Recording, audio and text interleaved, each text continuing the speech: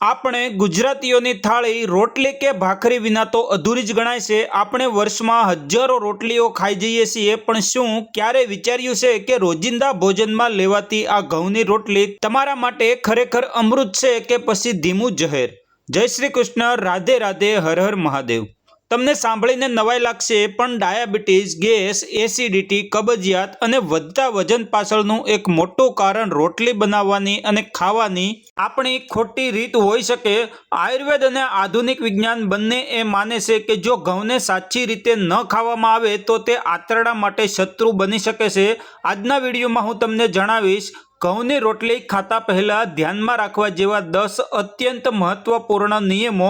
જો તમે આ 10 નિયમો જાણી લીધા તો રોટલી તમારા શરીરમાં દવા જેવું કામ કરશે।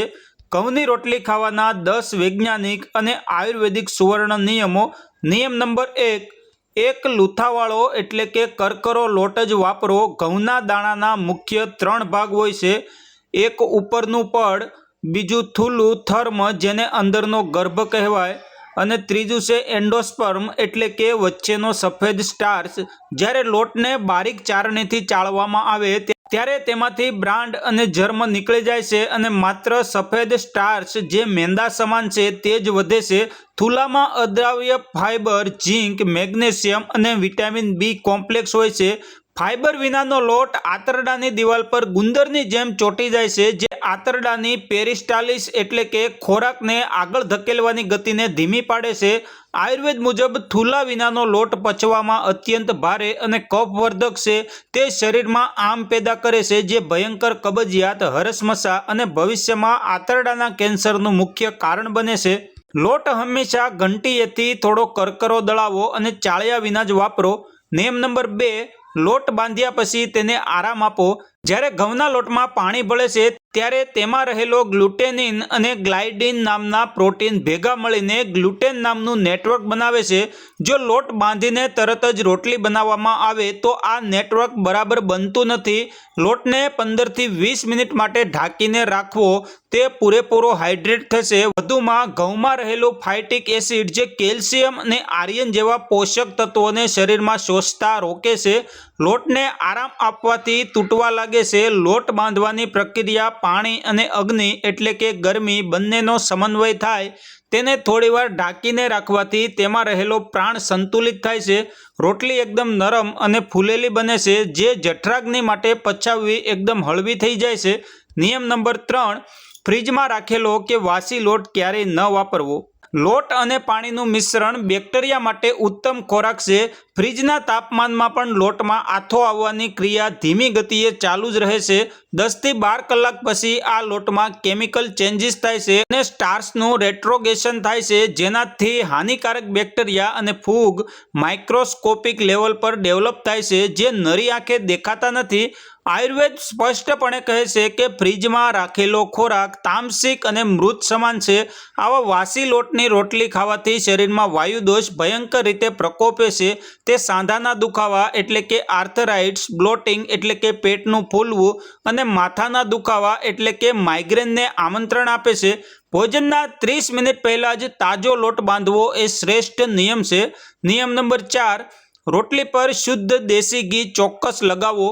ઘઉં એ હાઈ કાર્બોહાઈડ્રેટ ખોરાક છે। કોરી રોટલી ખાવાથી લોહીમાં ગ્લુકોઝ લેવલ એકદમથી સ્પાઇક એટલે કે ઉછાળો મારે છે, જે ડાયાબિટીસ અને મોટાપાનું કારણ બને છે। જ્યારે તમે રોટલી પર ગાયનું ઘી લગાવો છો ત્યારે તેનો ગ્લાયસેમિક ઇન્ડેક્સ ડાઉન થઈ જાય છે। ઘીમાં બ્યુટીરિક એસિડ હોય છે જે આંતરડાના સોજા ઘટાડે છે। વળી ઘીના ફેટ્સ વિટામિન શરીરમાં એબ્ઝોર્બ કરવામાં મદદ કરે છે। ઘઉં સ્વભાવે વૃક્ષ એટલે કે સૂકા હોય છે। દેશી ઘીને આયુર્વેદમાં યોગવાહી કહેવાયું છે, એટલે કે તે ખોરાક સાથે ભળે છે, તેના ગુણોને શરીરના કોષો સુધી પહોંચાડે છે। ઘીવાળી રોટલી સાંધામાં લુબ્રિકેશન વધારે છે અને જઠરાગ્નિ પ્રદીપ્ત રાખે છે।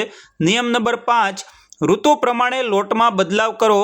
આજના હાઇબ્રિડ ઘઉંમાં ગ્લુટેનનું પ્રમાણ 50 વર્ષ પહેલાંના ઘઉં કરતાં વધારે હોય છે। વધુ પડતું ગ્લુટેન આંતરડામાં લીકી ગટ સિન્ડ્રોમ પેદા કરી શકે છે। માત્ર ઘઉં પર જ નિર્ભર રહેવા કરતાં જુદા જુદા અનાજ ભેગા કરવાથી શરીરને સંપૂર્ણ એમિનો એસિડ પ્રોફાઇલ એટલે કે કમ્પ્લીટ પ્રોટીન મળે। આયુર્વેદ ઋતુચર્યા પર ભાર મૂકે છે। શિયાળામાં એટલે કે હેમંત અને શિશિર ઋતુમાં શરીરને ગરમી આપવા માટે બાજરી અને મકાઈ ઉત્તમ છે। ઉનાળો એટલે કે ગ્રીષ્મ ઋતુમાં શરીરને ઠંડક આપવા માટે જુવાર શ્રેષ્ઠ છે। ચોમાસામાં ઘઉં સાથે થોડો ચણાનો લોટ ઉમેરી મિસ્સી રોટી ખાવી જોઈએ। આનાથી ત્રિદોષ એટલે કે વાત, પિત્ત અને કફ બેલેન્સમાં રહે છે। નિયમ નંબર 6, રોટલી ગરમા ગરમ જ ખાવી। જ્યારે રોટલી ઠંડી પડે છે ત્યારે તેમાં રહેલો સ્ટાર્ચ રેઝિસ્ટન્ટ સ્ટાર્ચમાં ફેરવાઈ જાય છે। આ સ્ટાર્ચ આંતરડામાં જલ્દી પચતો નથી। જોકે તે સારા બેક્ટેરિયા માટે યોગ્ય છે, પરંતુ જેમની પાચન શક્તિ નબળી છે તેમને ઠંડી રોટલી તરત જ ગેસ અને એસિડિટી કરે છે। મહર્ષિ વાગ્ભટ્ટે અષ્ટાંગ હૃદયમાં કહ્યું છે કે ભોજન આતે વિષમ વારી, એટલે કે ભોજનના અંતે પીધેલું પાણી ઝેર સમાન છે। જઠરાગ્નિ પર સીધું પાણી રેડવાથી અગ્નિ બુઝાઈ જાય છે। રોટલી ખાતી વખતે જરૂર પડે તો 1 થી 2 ઘૂંટડા હુંફાળું પાણી પી શકાય, પણ પેટ ભરીને પાણી ભોજનના 1.5 કલાક પછી જ પીવું। નિયમ નંબર 8, 32 વાર ચાવવાનો નિયમ। પાચનની શરૂઆત પેટમાંથી નહીં પણ આપણા મોંથી થાય છે। ઘઉંમાં રહેલા જટિલ કાર્બોહાઈડ્રેટને પચાવવા માટે આપણી લાળમાં સેલાઇવરી એન્ઝાઇમ નામનું એન્ઝાઇમ હોય છે। જ્યારે તમે રોટલીને 30 થી 32 વાર ચાવો છો ત્યારે તે પ્રવાહી બની જાય છે અને તેનું પાચન મોઢામાં જ થઈ જાય છે, જેથી સ્વાદુપિંડ અને આંતરડા પર લોડ પડતો નથી। આયુર્વેદ કહે છે જેટલા દાંત એટલી વાર કોળિયો ચાવવો। ઉતાવળમાં ખાધેલી રોટલી પેટમાં સીધી ગઠ્ઠા સ્વરૂપે જાય છે, તેનાથી આમ વધે છે।